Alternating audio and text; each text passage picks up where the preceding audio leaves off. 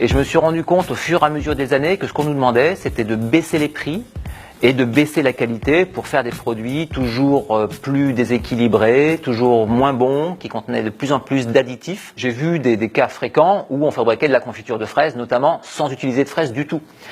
J'ai moi-même acheté, alors ça se produit et ça se vend en Italie par exemple, des boîtes de conserve de graines de fraises, ce qu'on appelait les akènes, les petites graines qui étaient en périphérie de la fraise. Donc on a acheté ça pour faire le petit marqueur dans des assemblages de sucre, de colorants, de jus de sureau concentré, et pour faire croire que le produit était une confiture de fraises, alors qu'en fait il n'y avait pas un gramme à l'intérieur. J'ai importé des quantités astronomiques de miel chinois, tout en sachant que c'était pas du tout du miel, que c'était juste un assemblage de sucre. Je payais ça moins d'1 € du kilo, et ça permettait aux supermarchés français de proposer du miel qui en réalité n'en était pas aux consommateurs pour des prix inférieurs à 6 € du kilo. J'ai aussi importé des dizaines, des centaines de tonnes de concentré de tomates de Chine qui étaient fabriquées à partir de tomates moisies, pourries, et une qualité qui était extrêmement mauvaise. Moi, ce que je peux dire de mon expérience, c'est que en général, les marques leaders sont de meilleure qualité que les marques distributeurs. Si vous montez en qualité, vous monterez en prix. Donc si vous allez dans les premiers prix, vous allez trouver quoi? Vous allez trouver les qualités les plus basses, ou alors vous allez trouver des produits frauduleux, typiquement le miel de Chine. Alors on croit faire une bonne affaire en achetant du miel inférieur à 6 € du kilo, mais en réalité non, puisqu'on achète du sucre, et même à 6 € du kilo, c'est encore trop cher pour du sucre.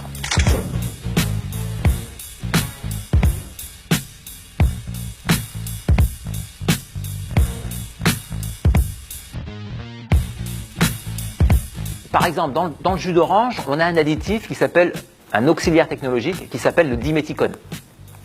Cet additif sert pour les jus reconstitués, notamment les jus d'orange, à avoir un produit qui soit plus souple, plus moelleux en bouche. Donc ça fait un produit plus brillant, plus rond. Donc c'est un bien plus joli produit. Donc on rajoute jusqu'à 10 mg par litre de diméthicone.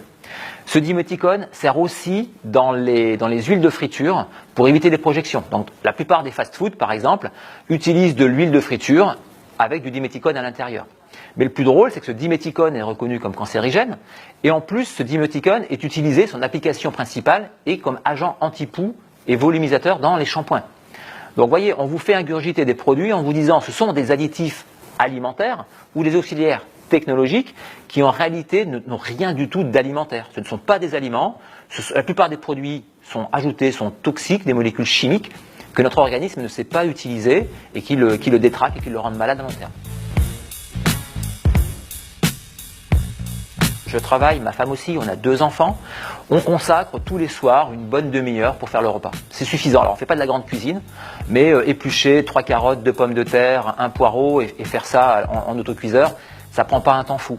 Mon conseil pour les consommateurs, c'est vraiment de se servir de son bon sens, de se faire confiance à soi, de ne pas croire le marketing de l'emballage, d'oublier les belles illustrations, de se focaliser sur la liste d'ingrédients.